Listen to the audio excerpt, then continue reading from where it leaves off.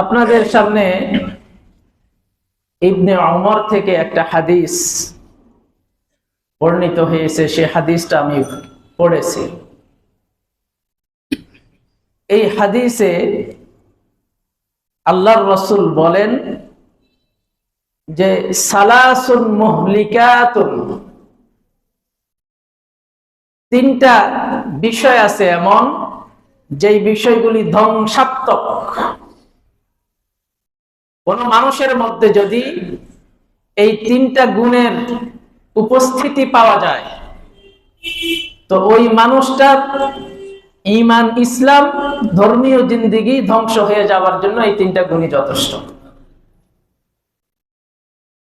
আবার ওয়াসালাসুন মুনাজ্জিয়াতুন, আবার তিনটা গুণ আছে এমন যেই তিনটা গুণ কোন মানুষের মধ্যে যদি থাকে তো ওই মানুষটার দুনিয়া এবং আখিরাতের মুক্তি নিশ্চিত হয়ে যায়। আবার তিনটা গুণ আছে এমন যেই তিনটা গুণ যদি কারো ভিতরে উপস্থিতি থাকে, কারো মাঝে থাকে, তাহলে তার অতীত জীবনের গুণাগুলি মুছে যাওয়ার জন্য এই তিনটা গুণই মাধ্যম হয়ে যায়। আর ওয়াসালাসুন দারাজাতুন, আর তিনটা গুণ আছে এমন যে তিনটা গুণ যদি কোনো ব্যক্তির মধ্যে এসে যায়, তার আমলের মধ্যে চলে আসে, তো এগুলোর মাধ্যমে তার মর্যাদা আল্লাহর কাছে, দারাজাত আল্লাহর কাছে তার মর্যাদা বৃদ্ধি পেতেই থাকে। তো আমরা আজকে সংক্ষেপে এই গুণগুলির কথা আমরা জানব। এক নাম্বার, সালাসুন মুহলিকাতুন, তিনটা গুণ এমন যেই তিনটা গুণ মানুষের জন্য ধ্বংসাত্মক। এর মধ্যে এক নাম্বার হলো শুহহুন মুতাউন। শুহহুন মুতাউন অর্থ কি? শুহহুন মানে হচ্ছে কৃপণতা, মুতাউন মানে অনুগত, যেটা মেনে নেওয়া হয়েছে। অর্থাৎ কৃপণতা নামক এই মন্দ স্বভাবের কাছে এই ব্যক্তি অনুগত হয়ে গিয়েছে। তার এই কৃপণতার যে মন্দ স্বভাব, এটার অনুযায়ী সে চলতে থাকে। এটা হলো এক নাম্বার ধ্বংসাত্মক মন্দ স্বভাব, শুহহুন মুতাউন, কৃপণতা। আল্লাহ পাক রব্বুল আলামিন বলেন, وَمَن يُوقَ شُحَّ نَفْسِهِ فَأُولَئِكَ هُمُ الْمُفْلِحُونَ। যারা তাদের অন্তরের এই শুহ, নিজের নফসকে, যেই ব্যক্তি অন্তরের এই যে মন্দ স্বভাব, কৃপণতা, এই বিষয়টা থেকে যেই ব্যক্তি নিজেকে আত্মরক্ষা করতে পারলো, যে রক্ষা পেল, যে নিজেকে বাঁচাইতে পারলো, ফাউলাইকা হুমুল মুফলিহুন, তারাই হলো সফল কামিয়াব। قال رسول الله صلى الله عليه وسلم, রাসূলুল্লাহ সাল্লাল্লাহু আলাইহি ওয়াসাল্লাম বলেন, লা ইয়াদখুলুল জান্নাতা, জান্নাতের মধ্যে প্রবেশ করবে না খিব্বুন, প্রতারক, ওয়ালা মান্নানুন, ধোঁকা দেনেওয়ালা, ওয়ালা বাখিলুন, কোন কৃপণ জান্নাতে প্রবেশ করবে না। কৃপণ আল্লাহ তাআলার কাছে পছন্দনীয় ব্যক্তি না, ঘৃণিত ব্যক্তি। কৃপণতা এটা একটা মন্দ স্বভাব। قال رسول الله صلى الله عليه وسلم, আল্লাহর নবী বলেন, হযরতে আবু হুরায়রা থেকে বর্ণিত, তিনি বলেন, মা মিন ইয়াউমিন ইউসবিহুল ইবাদু ফীহি, প্রতিদিন সকালে বান্দা যখন সকাল করে তো আসমান থেকে দুইটা ফেরেশতা অবতীর্ণ হয়। ফায়াকুলু আহাদুহুমা, এই দুইজন ফেরেশতা অবতীর্ণ হয়ে একজন আল্লাহর কাছে দোয়া করতে থাকে, আল্লাহুম্মা আ'তি মুনফিকান খালাফা,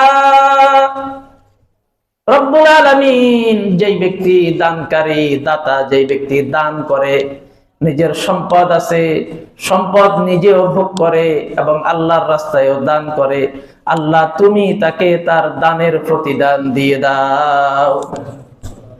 সকালে অবতরণ করে সারাদিন তার জন্য এভাবে দোয়া করতে থাকে। আর ওয়ায়াকুলুল আখার, আরেকজন বলতে থাকে, আল্লাহুম্মা আতি মুমসিকান তালাফা। রব্বুল আলামিন, যেই ব্যক্তি দান করে না, সম্পদকে হাতের মুঠোয় রেখে দিতে চায়, লোভের কারণে রেখে দিতে চায়, আল্লাহ তুমি তার ধন সম্পদ ধ্বংস করে দাও। এই ধন সম্পদ এগুলি যেই ব্যক্তি কৃপণতা করে ধরে রাখে, ওই ব্যক্তির বিরুদ্ধে ফেরেশতা বদদোয়া করতে থাকে। আর যেই ব্যক্তি সাধ্য অনুসারে দান করে, তো ওই ব্যক্তির জন্য ফেরেশতারা তাকে আল্লাহ তাআলা যাতে তার উত্তম বিনিময় দিয়ে দেয়, এই জন্য আল্লাহর কাছে দরখাস্ত করতে থাকে। এখন ফেরেশতার এই দোয়া অনুযায়ী কি বোঝা গেল? দানকারীর মুক্তি নিশ্চিত, আর কৃপণ যেই ব্যক্তি তার মুক্তি কি নিশ্চিত নাকি অনিশ্চিত? অনিশ্চিত। বরং ফেরেশতা সরাসরি তার জন্য ধ্বংসের দোয়া করতেছে। রাসূলুল্লাহ সাল্লাল্লাহু আলাইহি ওয়াসাল্লাম বলেন, শুহ্হুন মুতাউন, যেই ব্যক্তির স্বভাব চরিত্রের মধ্যে কৃপণতাটা মিশে গিয়েছে, মজ্জাগতভাবে তার স্বভাব হলো সেই ব্যক্তি কৃপণ, টাকা পয়সা আছে, দান করতে চায় না, পরিবার পরিজন আত্মীয় স্বজন তাদেরকে একটু ভালো খাওয়াইতে চায় না, শুধু টাকা রেখে দেওয়ার চেষ্টা, শুধু রেখে দেওয়ার চেষ্টা, শুধু রেখে দেওয়ার চেষ্টা। قال رسول الله صلى الله عليه وسلم, রাসূলুল্লাহ সাল্লাল্লাহু আলাইহি ওয়াসাল্লাম বলেন, আস-সাখিয়্যু করিবুম মিনাল জান্নাহ, যেই ব্যক্তি দান করে সেই ব্যক্তি জান্নাতের কাছাকাছি, বাঈদুন আনিন নার, আর জাহান্নাম থেকে দূরে। আর যেই ব্যক্তি ওয়াল বাখিলু বাঈদুন আনিল জান্নাহ করিবুম মিনান নার, আর কৃপণ হলো জান্নাত থেকে দূরে আর জান্নাতের কাছাকাছি। এজন্য সম্পদ আল্লাহ তাআলা যে আপনাকে দিয়েছে নিয়ামত হিসেবে, এই সম্পদ আপনার যেখানে যেখানে খরচ করার সাধ্য আছে সেখানে আপনি খরচ করবেন। আপনার আলহামদুলিল্লাহ আল্লাহ তাআলা আপনাকে ভালো একটা কর্মসংস্থান দিয়েছেন, ভালো আপনি বেতন পান, ভালো চাকরি করেন, আপনি মসজিদে আসতে সুন্দর জামা কাপড় গায়ে দিয়ে আসবেন, এটাও একটা আল্লাহর শুকরিয়া। আপনি সারা বছর এক জামা গায়ে দিয়ে মসজিদে আসেন, কেন আসবেন এক জামা গায়ে দিয়ে? আল্লাহ বলে নাই খুযু যিনাতাকুম ইনদা কুল্লি মসজিদ, মসজিদে আসতে সুন্দর করে সাজগোজ করে আসবা, এটা আল্লাহ বলে নাই? এই জন্য নিয়ামত, ধন সম্পদ এগুলি যে আল্লাহ আপনাকে দিয়েছেন, এটার শুকরিয়া অনেক ভাবে করা যায়। এক মহিলা আল্লাহর নবীর কাছে এসে বলল, ইয়া রাসূলুল্লাহ, আমার স্বামী রাজুলুন শাহীহুন, খুব কৃপণ, সে আমাদেরকে আমাদের যতটুকু পরিবারের খরচ লাগে, যা কিছু লাগে সবকিছু নিয়ম মাফিক দেয় না। এখন ইয়া রাসূলুল্লাহ, আপনার কাছে জানতে চাই, আমি কি আমার স্বামীর পকেট থেকে আমার খরচের জন্য যতটুকু দরকার অতটুকু আমি নিয়ে নিতে পারবো কিনা? রাসূলুল্লাহ সাল্লাল্লাহু আলাইহি ওয়াসাল্লাম বললেন, যদি তোমার যেই কথা বলেছো এটা যদি বাস্তবই হয়, তাহলে তুমি তোমার ফ্যামিলির বাল বাচ্চা এবং তোমার খরচের জন্য যেই পরিমাণ দরকার, বাড়তি নয়, যতটুকু দরকার অতটুকু তোমার স্বামীর অজান্তে তোমার স্বামীর পকেট থেকে তুমি নিয়ে নিতে পারবে। তাহলে স্বামীর পকেট থেকে টাকা নেওয়ার একটা অনুমতি পাওয়া গেল। মা বোনরা শুনেন, যাদের স্বামী কৃপণ, যদি বাস্তবেই আপনাকে ন্যায্য খরচটা যদি আপনাকে না দেয়, এরকম যদি আপনার দাবিতে আপনি সত্য হয়ে থাকেন, তো আপনি ন্যায্যটা নিয়ে নিতে পারবেন, কোনো অসুবিধা নাই।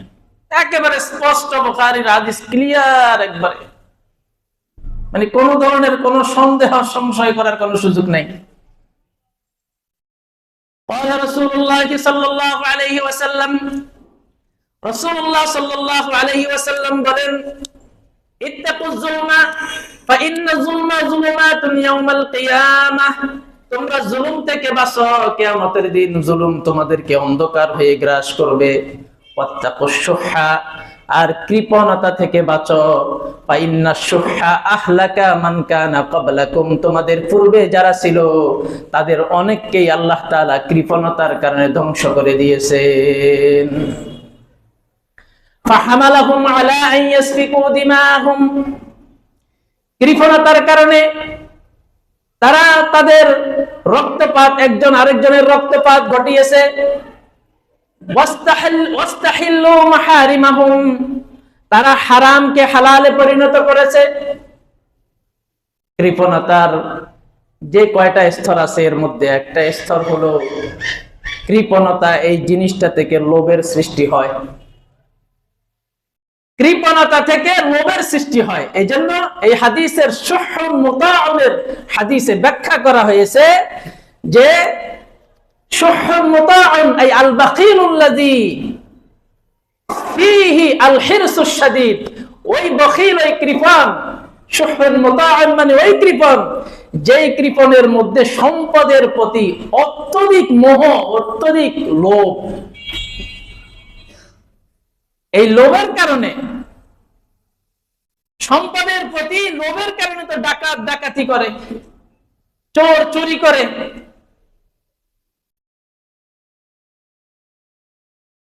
দেখেন নাই মোহাম্মদপুরে এটা কাজের মেয়ে মোবাইল আর ল্যাপটপ এগুলির জন্য মা এবং মেয়েকে জায়গায় শেষ করে দিয়ে স্কুল ড্রেস পরে বের হয়ে চলে গেছে। লোভ, লোভ মানুষকে নিঃশেষ করে দেয়, তার ঈমান ইসলাম যেমন নিঃশেষ করে দেয়, বাহ্যিকভাবে তার সামাজিক অবস্থানকে একবারে ঠুনকু করে দেয়, সমাজে তার কোনো মর্যাদা থাকে না। ইন্নাল বাখিলা লা ইউহাব্বু, কৃপণকে ভালোবাসা হয় না। যে ব্যক্তি কৃপণ, তাকে তার স্ত্রীও দেখতে পারে না, সমাজের মানুষ তো দূরে থাকে। এজন্য তার মানে এই নয় যে আপনার সমস্ত সম্পদ আপনি উজাড় করে দিয়ে দিবেন। ওয়ালা তাবসুত ইয়াদাকা কুল্লাল বাসতি, আল্লাহ পাক রব্বুল আলামিন বলেন, তোমার হাতকে তুমি পরিপূর্ণভাবে প্রসারিত করে দিও না।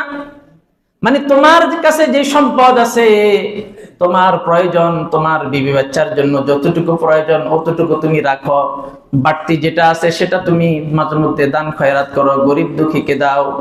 একেবারে সব যদি তুমি দিয়ে দাও, ফাতাকুদা মালুমান মাহসুরা, তুমি তো একেবারে নিন্দিত হয়ে তুমি বসে থাকবে, তখন আবার তোমার আরেকজনের কাছে হাত পাততে হবে। তো কৃপণতা, এটা আমাদেরকে দূর করতে হবে, এটা থেকে আমাদেরকে বাঁচতে হবে। এবং একটা কিতাব আছে আল কাবায়ের, মানে পৃথিবীর যত কবিরা গুনাহ আছে সমস্ত কবিরা গুনাহ ওই কিতাবের ভিতরে নিয়ে আসা হয়েছে। আল কাবায়ের, ওই কিতাবের ভিতরে এই শুহুন মুতাউন, এই কৃপণতাকেও ঢুকিয়ে দেওয়া হয়েছে, এটাকে বড় গুনাহ হিসেবে সাব্যস্ত করা হয়েছে। এজন্য এটা থেকে আমাদেরকে বাঁচার জন্য চেষ্টা করতে হবে। 2 নাম্বার যে ধ্বংসাত্মক গুণ, সেই ধ্বংসাত্মক গুণ হলো হাওয়ান মুত্তাবাআন। হাওয়ান মুত্তাবাআন, নিজের খেয়াল খুশি অনুযায়ী চলা। আমি মুসলিম, আমি মুসলমান, আমি আমার মনের খেয়াল খুশি অনুযায়ী আমি চলতে পারি না। মনের খেয়াল খুশি অনুযায়ী যদি আমি চলি তো আমার ঈমান ইসলাম প্রশ্নবিদ্ধ হয়ে যায়। আল্লাহ পাক রব্বুল আলামিন বলেন, فَإِن لَّمْ يَسْتَجِيبُوا لَكَ فَاعْلَمْ أَنَّمَا يَتَّبِعُونَ أَهْوَاءَهُمْ। আল্লাহ বলেন, فَإِن لَّمْ يَسْتَجِيبُوا لَكَ, যদি তারা আপনার ডাকে সাড়া না দেয় তাহলে আপনি জেনে রাখুন, আন্নামা ইয়াত্তাবিউনা আহওয়াহুম, তারা তাদের মনের খেয়াল খুশির অনুসরণ করে। ইসলামের কথা বললে ভালো লাগে না, কল্যাণের দিকে ডাকলে ভালো লাগে না, সাড়া দেয় না, বরং আরো নানান ভাবে কটাক্ষ করে। তো মনে রাখতে হবে সে তার খেয়াল খুশির কি করে? অনুসরণ করে। ওমান আদাল্লু মিম্মান ইত্তাবা হাওয়া, যেই ব্যক্তি তার মনের খেয়াল খুশির অনুসরণ করে তার চাইতে আর প্রভ্রষ্ট কেউ হতে পারে না। বিগাইরি হুদাম মিনাল্লাহ, আল্লাহর হেদায়েতের, আল্লাহর নির্দেশের কোনো পরোয়া করে না, নিজের মন যা চায় তাই করে। যেই ব্যক্তি এভাবে চলে আল্লাহ তাআলা তাকে জালেম সাব্যস্ত করেছেন। ইন্নাল্লাহা লা ইয়াহদিল কওমাজ জালিমিন, আল্লাহ তাআলা জালেম সম্প্রদায়কে হেদায়েত দেন না। যে ব্যক্তি জালেম তাকে আল্লাহ হেদায়েত দেন। এজন্য মনের খেয়াল খুশি অনুযায়ী আপনার চলা যাবে না। আমরা মসজিদে এসেও অনেক সময় নিজের মনের খেয়াল খুশি অনুযায়ী চলি। উদাহরণ টানতেছি, আপনাদেরকে বুঝাইতে হবে বিষয়টা। মাগরিবের সময় মুয়াজ্জিন আজান দিচ্ছে, আপনি কোরআন তেলাওয়াত করতেছেন অথবা জিকির করতেছেন। আচ্ছা, এই মুহূর্তে আল্লাহ এবং আল্লাহর রাসূলের নির্দেশনা কি বলেন তো?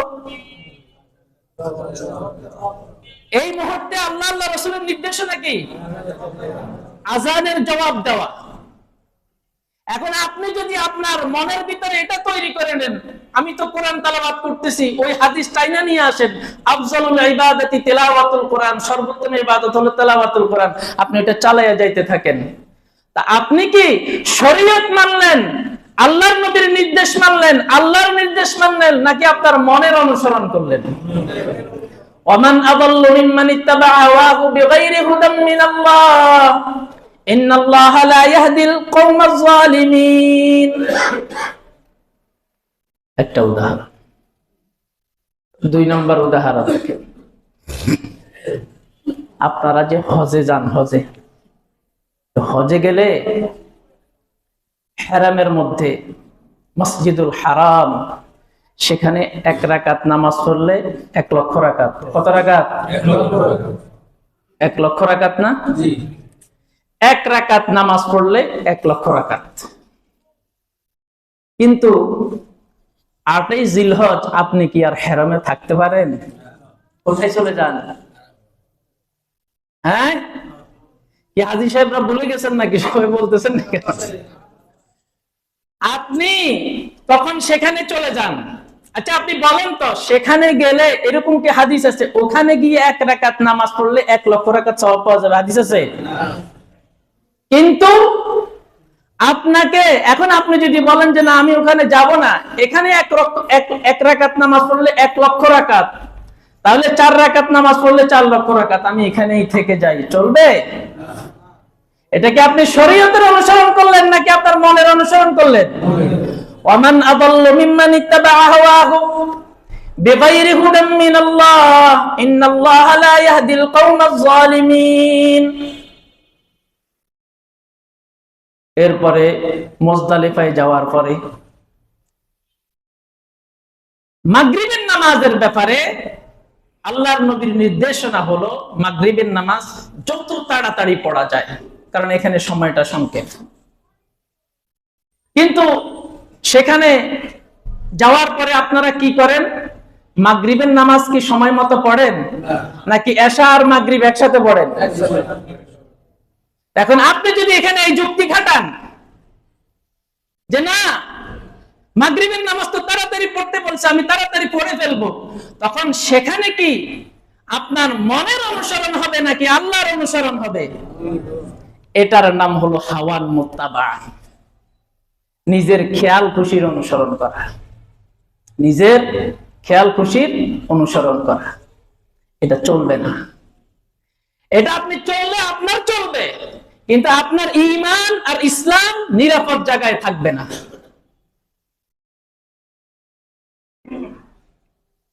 এবং ইসলামের ব্যাখ্যা দিতে গিয়েও আপনাকে আপনার খেয়াল খুশি অনুযায়ী ব্যাখ্যা দিলে হবে না।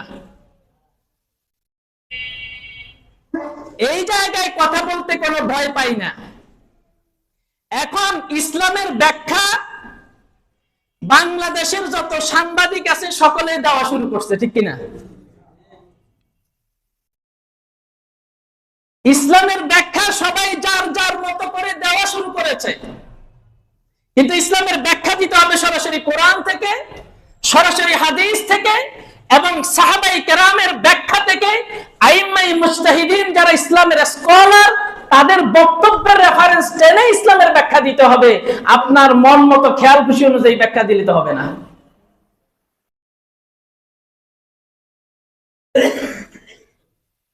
একটা কথা বলবো, মনে কষ্ট নিবেন? হ্যাঁ, মনে কষ্ট নিবেন? মনে কষ্ট নিয়েন না, আমি বুঝানোর জন্য বলতেছি। অনেকেই আমি এটা নিয়ে ফিতনা হচ্ছে এই জন্য আমি বলতেছি না, আমি বলতাম না। অনেক এটা নিয়ে অনেক বিভ্রান্তি, অনেক যুগবাজাল এবং অনেক অপব্যাখ্যার শিকার হচ্ছে মানুষ। ভোট বলে একটা জিনিস আমাদের দেশে আছে। এই ভোটটা কি দেওয়াটা কি ভালো কাজ না খারাপ কাজ? ভোট দেওয়াটা কি মানে একজনকে আপনি সাপোর্ট করবেন, ভালো কাজের জন্য সাপোর্ট করবেন নাকি খারাপ কাজের জন্য?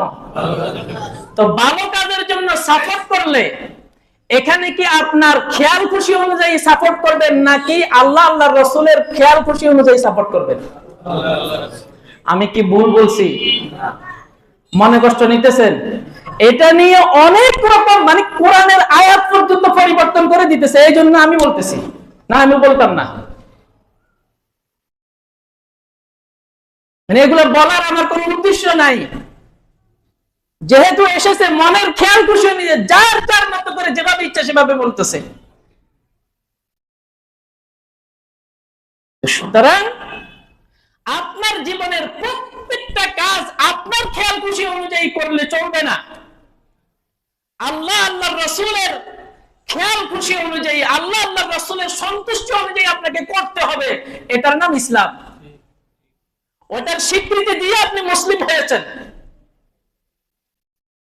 রাসূলুল্লাহ সাল্লাল্লাহু আলাইহি ওয়াসাল্লাম বলেন, যদি তুমি তোমার খেয়াল খুশির অনুসরণ করো তাহলে ইসলাম থেকে তুমি দূরে সরে যাবে।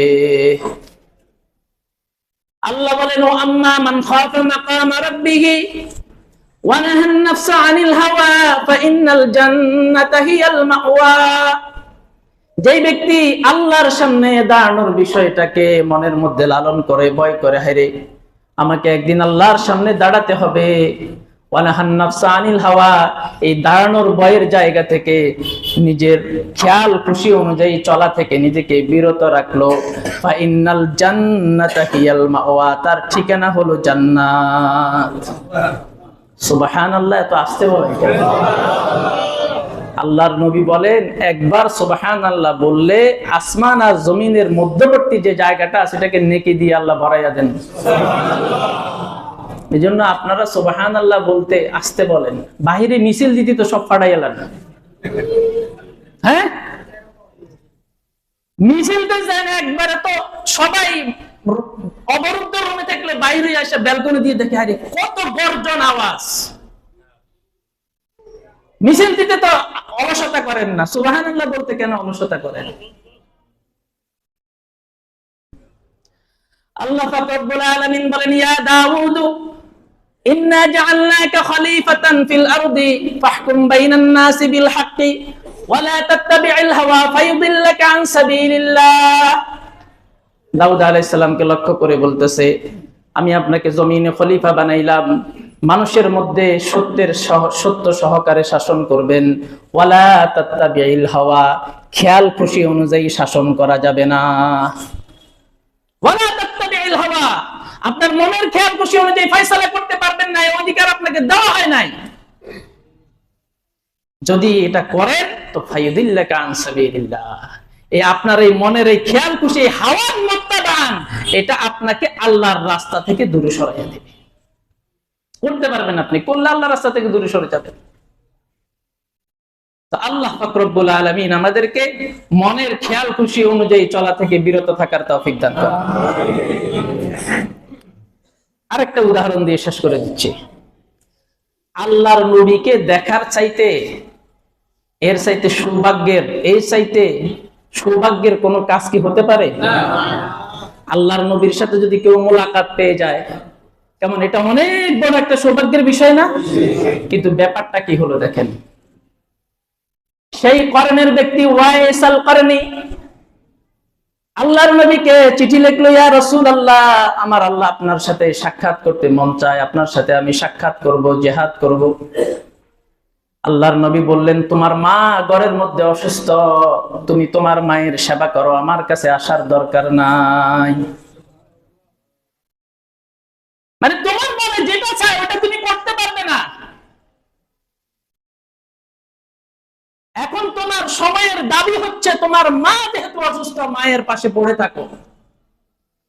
এরপরে আল্লাহর নবী যখন দুনিয়া থেকে চলে গেলেন, চলে যাওয়ার সময় হযরতে ওমর ফারুক রাদিয়াল্লাহু তাআলা আনহুকে বললেন, ওমর, আমি চলে যাওয়ার পরে আমার সেই আশিক ওয়াইস আল করনী মদিনায় আসবে, মক্কায় আসবে।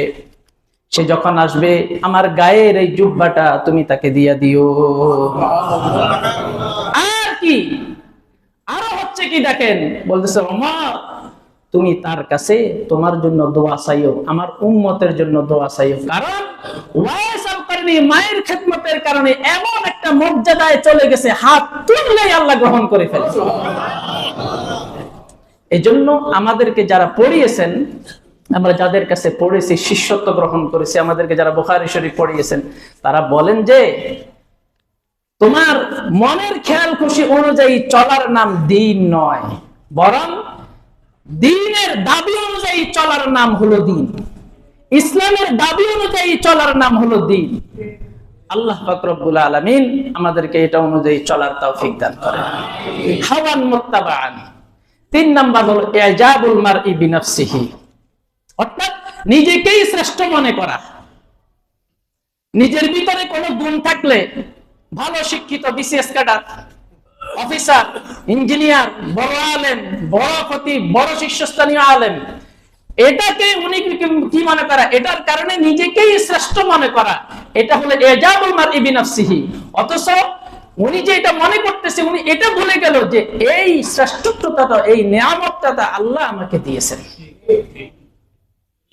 আল্লাহ আমাকে রাস্তার ফকির বানিয়ে দিতে পারতেন। এজন্য নিজেকে শ্রেষ্ঠ মনে করা থেকে আমাদেরকে বিরত থাকতে হবে। আল্লাহর নবী বলেন, এই 3টা গুণ হলো ধ্বংসাত্মক, যেই ব্যক্তির ভিতরে ঢুকছে ওই ব্যক্তির ঈমান ইসলাম শেষ। 1 নাম্বার কৃপণতা, 2 নাম্বার হাওয়ান মুত্তাবাআন, নিজের খেয়াল খুশি অনুযায়ী চলা, 3 নাম্বার ইজাবুল মারই বিনাফসিহি, নিজেকেই শ্রেষ্ঠ মনে করা, নিজেরটাকেই সবচেয়ে বড় মনে করা, আত্মগর্ব, এটা থেকে আমাদেরকে বিরত থাকতে হবে। আল্লাহ আমাদের সকলকে তৌফিক দান করুন।